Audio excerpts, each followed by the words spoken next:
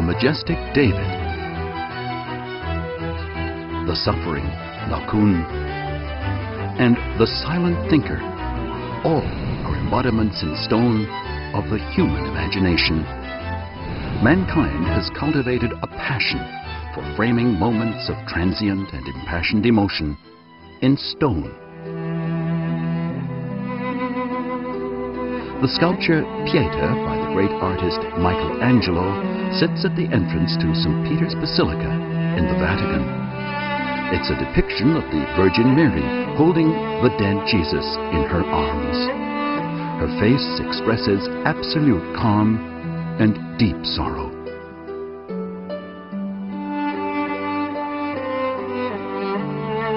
Like many other Western sculptures, Pieta communicates artistic beauty in an intimate manner that commands a sense of respect.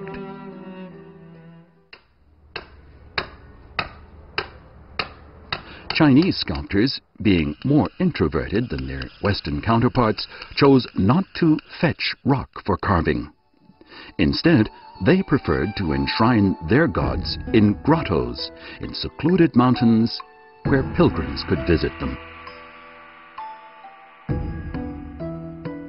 At the time of the Northern Wei dynasty in the 5th and 6th centuries, Wuzhou Mountain in Shanxi province was heavily guarded.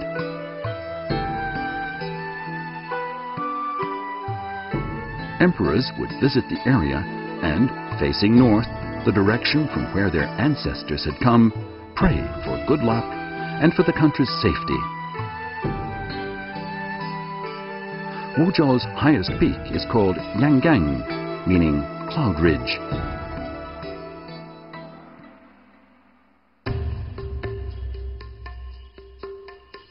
On this peak, skilled craftsmen carved 45 grottos. This group of vast grottos extends for about a kilometer and brings to the region a sense of grandeur, serenity, and mystery. Statues of the Buddha sit high in these grottos, surveying life in the mortal world below.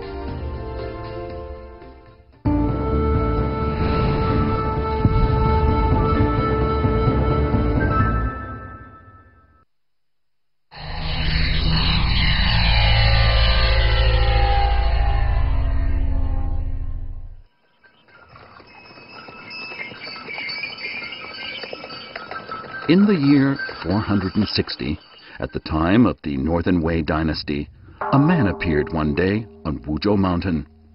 He wore a contented smile as he surveyed from above the passing travelers, caravans, and soldiers. This man was Tan Yao, a renowned monk of his day. The rulers of Northern Wei were the Shanbei people, and their conquests had won them control over China's central plain. However, compared to the people they had subjugated, they felt inferior culturally. So they decided on a great project to prove themselves worthy rulers of the land they had conquered. This great project was placed into the hands of Tan Yao, a man whose name is barely even recorded in history. The great project was the Yungang Gottoes and would take 64 years to complete. It would receive funding and protection from succeeding dynasties. For Tan Yao and the pious men who followed in his footsteps, it was their life's work. Yet little mention of them has been recorded in history. 永港石窟和中国东皇的莫高窟，龙门的洛阳的龙门石窟，号称三大石窟。这三大石窟呢，既有相同之处，也有不同之处。一个永港石窟是由北魏王朝皇家开凿的石窟。再一个特点呢，永港石窟它保存了中国早期佛教艺术的样式，这种样式就是我刚才说到的犍陀罗样式，是一种集中的表现。应该说，在中国佛教艺术发展史上，占有举足轻重的地位。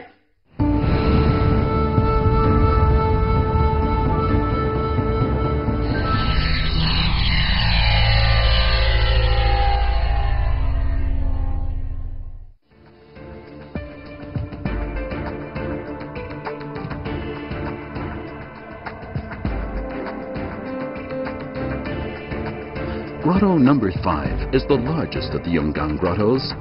It's 25 meters high, equivalent to a 9-story building.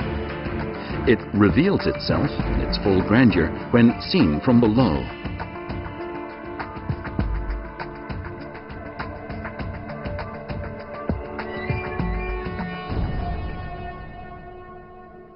The apsaras carved on the ceiling are so lifelike that it seems that at any moment they will fly down and greet the visitors.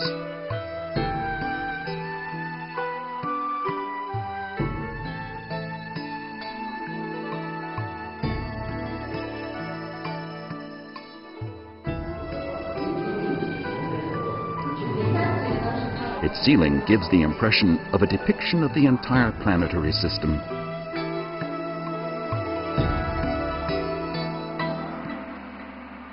The ceiling, being domed, not only avoids the sense of repression created by a flat ceiling, but also makes good use of the principles of construction mechanics.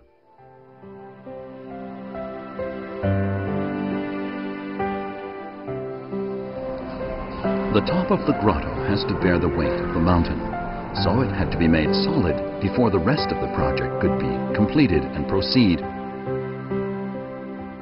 In fact, collapses did happen initially, much to Tan Yao's frustration. Eventually, he received inspiration and found a unique solution to the problem.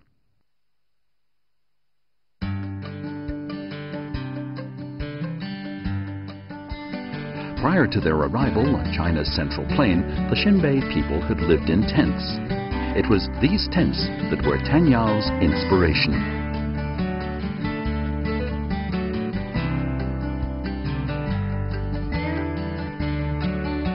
Based on their design, he came up with the domed ceiling. It was called a thatched roof because of the grass used to make it, which added an element of simple and natural beauty.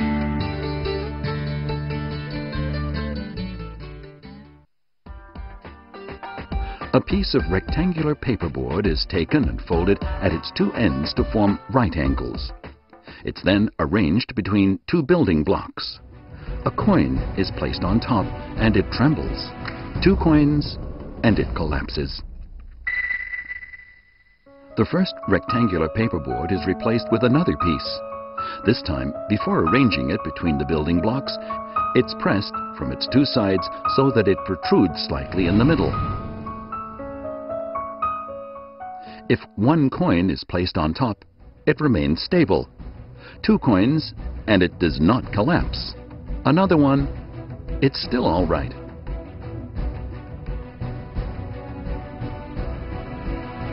Four coins, and yes, it finally collapses.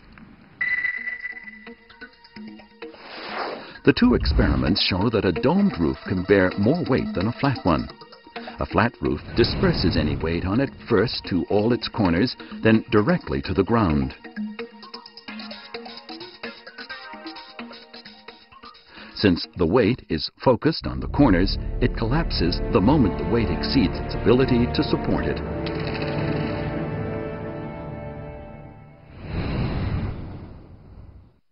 But a domed roof disperses the weight in all directions and sends it down to the ground through the walls. The weight on a domed roof rests on the whole slant without any focus before being relayed to the ground. So, the domed roof, because it offered maximum support, allowed the grotto project to proceed safely.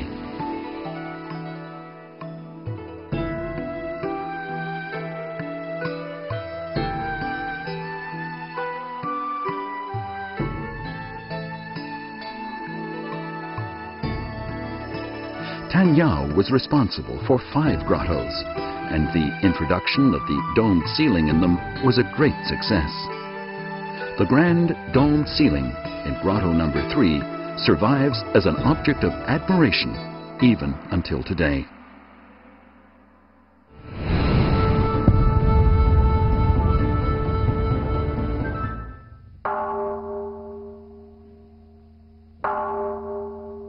The domed ceiling could not on its own eliminate all possibility of collapse. So the designers had to seek additional solutions. The first thing visitors to Grotto number 6 notice is a pagoda reaching up to the ceiling.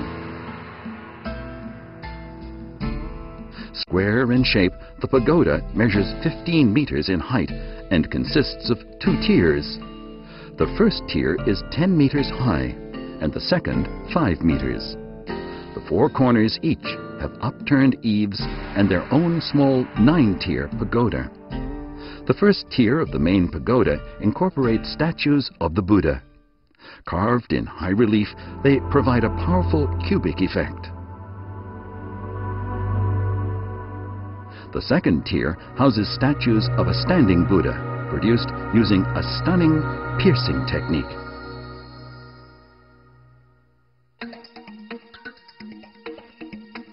Normally, pagodas are built in the open air, in temple courtyards or on high mountains.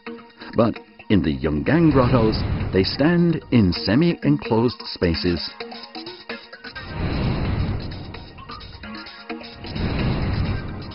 Clearly, the intention of the designers was to introduce something fine and beautiful into the grottos.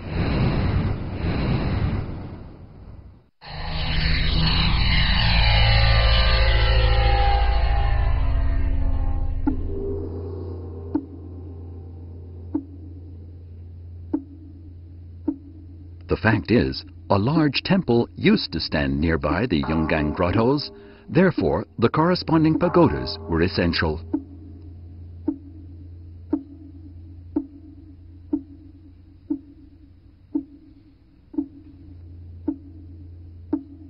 Over the centuries, however, the temple disappeared.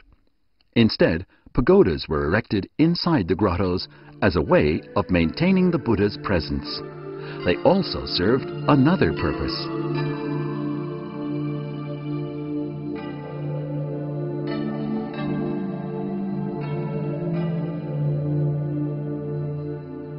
Although the domed ceiling could bear a great weight, its capacity was still limited. The designers realized that if the weight it had to bear grew too great, there was no